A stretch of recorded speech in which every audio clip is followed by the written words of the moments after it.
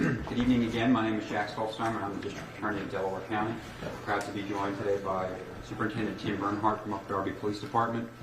We've got the Chief Rutherford from Lansdowne and Chief Zimmeth from East Lansdowne. These are the three departments that responded to this event and have been working this scene all day long, along with departments from all over Delaware County. But these are the three departments that have been here from the time we got at 3:57 this afternoon, a call to respond to the 911 center that an 11-year-old girl had been shot at the home at 58 Lewis Avenue here in East Lansdowne.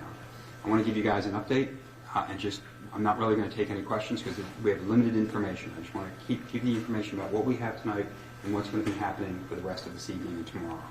At this point, we have locked down the crime scene. That house, their fire is still burning. It's smoldering at this point, but it's still too dangerous for us to go inside and do any further investigation.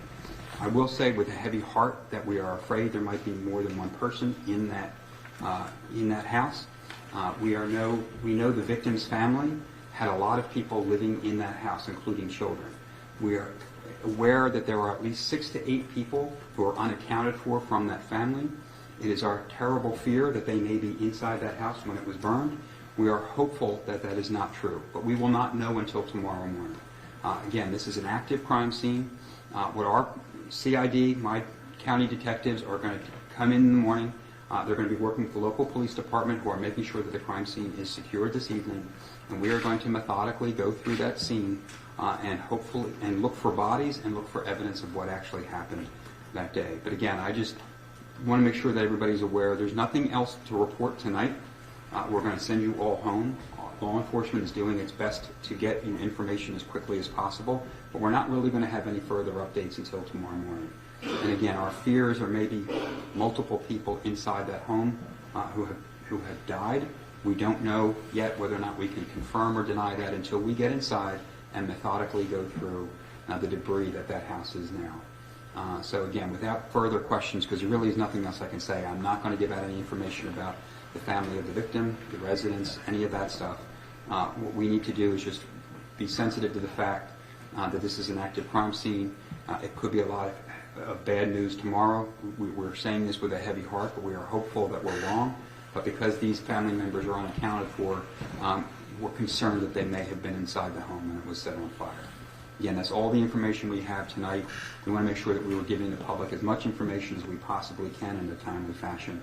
We will be talking to you again, I'm sure, in the morning as we begin to get through that crime scene. We're hopeful that overnight the fire will burn out and that we can get in first thing in the morning and do the excavation work that's going to be required. It is just a burned out hollow at this point. So there's going to be a lot of work ahead of us, gruesome work, but these men behind me, this is what we do for a living, this is what we're trained for. We're again so thankful that the officers who were shot today are doing well. The chiefs and I, all of us, and the mayor got to visit with them at the hospital. We actually walked through the rooms where they are being held.